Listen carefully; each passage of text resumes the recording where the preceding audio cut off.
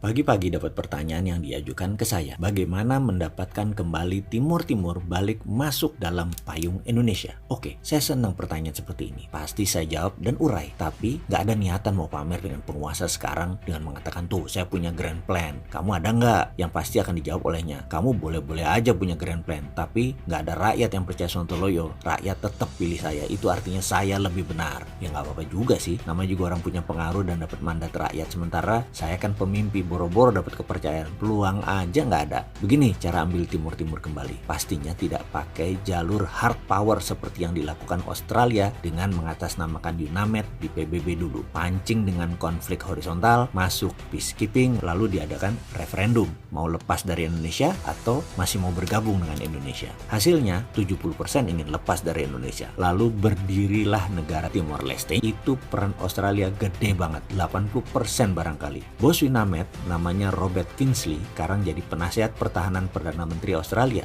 Jago geostrategik. Timor Timur salah satu prestasinya. Setelah itu sedot aset Timor Timur berupa cadangan gas alam di celah timur yang berjumlah 10 triliun kubik feet. Biaya operasional ambil Timor Timur lewat. Untung besar itu Australia. Strategi pengambilan Timor Timur tidak menimbulkan gejolak politik dan gejolak keamanan di kawasan ASEAN. Sama seperti Crimea yang diambil Rusia baru-baru ini. Itu juga yang diskenario-kan kalau pemerintah Indonesia tetap ngotot ganggu pendapatan McMoran dari Freeport, maka Amerika pinjam tangan dengan menciptakan konflik horizontal di Papua. Lalu peacekeeping masuk dari PBB, kemudian referendum. Mau merdeka atau tetap dengan Indonesia? Wih, pastilah pengen merdeka. Untung saja ternyata ambilnya saham Freeport tersebut tidak membuat McMoran rugi, malah Indonesia yang bisa rugi. Jadi skenario caplok Papua nggak jadi. Saya juga heran dengan ide ambil saham Freeport. Kenapa nggak naikin pendapatan negara dengan cara lain? Kenapa tidak bagi hasil finish produknya? Minta bagian dari emasnya. Jadi kita Indonesia bisa printing money, cetak duit.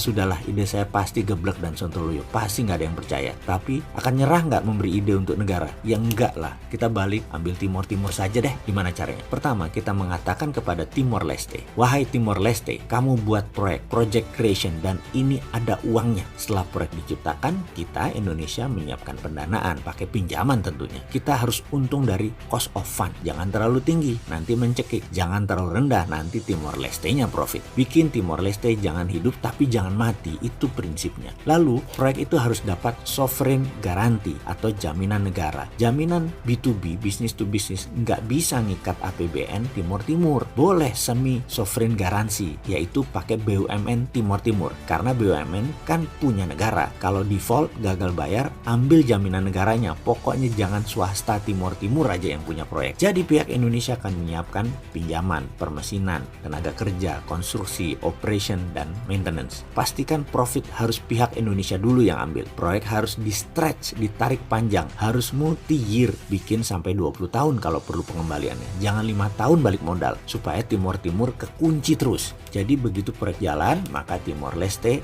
akan mulai kita ambil uangnya. Pertama, bunga pinjaman. Kedua, pokok pinjaman. Ketiga, profitnya. Keempat, biaya rutin perbaikan dan pemeliharaan. Kelima, tenaga kerja operasionalnya. Keenam, jangan lupa asuransinya, harus asuransi Indonesia. Pokoknya sampai residual derivatif, barang sisa kecil-kecil, ambilin semua. Timor Timur pokoknya hanya pemanfaatan jalanannya saja. Misalnya dengan pembangunan jalan tol, industri di sana seperti pariwisata maju, nggak apa-apa. Pokoknya jangan di proyek yang kita bangun mereka dapat untungnya. Kita tahu bahwa membangun infrastruktur lama hasilnya, dan itu penting. Timor Timur harus bangun sarana dulu kira-kira 4-5 tahun jalan, kita nikmatinlah 5 tahun awal setelah itu. Juga ketika sudah jalan kita lebih menikmati lagi. Tapi kalau tidak jalan atau proyek itu merugi, ini enak, kita ambil. Enaknya karena kita sudah balik modal dalam 5 tahun. Proyek dibikin nyicil multi-year sampai 20 tahun kalau perlu Timor Timur nyicilnya. Project creation tersebut kita idekan terus-menerus ke Timor Timur sebanyak-banyaknya sampai yang nggak perlu-perlu. Seperti punya 2 bandara internasional, bangun terminal, bangun 3 pelabuhan, bangun jembatan ke daerah yang sepi penduduk kalau perlu, pindahin ibu kota juga kalau perlu, bawa pejabatnya,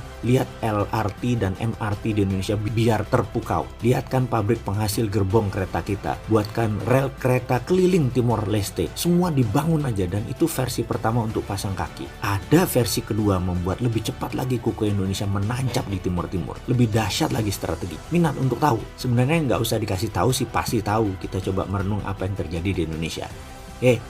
Ayo fokus di video ini, jangan ngebayangin yang enggak-enggak. Itu pikiran jangan ke arah kok kayaknya Indonesia sekarang kejebak Cina ya. Ngawur koy. Enggak, Indonesia tidak kemakan dengan Cina. Enak aja kamu ngomong kayak gitu. Cina berusaha melakukan apa yang kita lakukan ke timur-timur, tapi nggak terlalu berhasil. Jago pejabat kita tidak terkecoh Cina. Jago banget, salut saya. Coba kalau saya jadi pemimpin, pasti kepleset ke perangkap jebakan Cina. Sudahlah, karena itu jangan pilih Mardigu, biar dia urus anak yatim aja.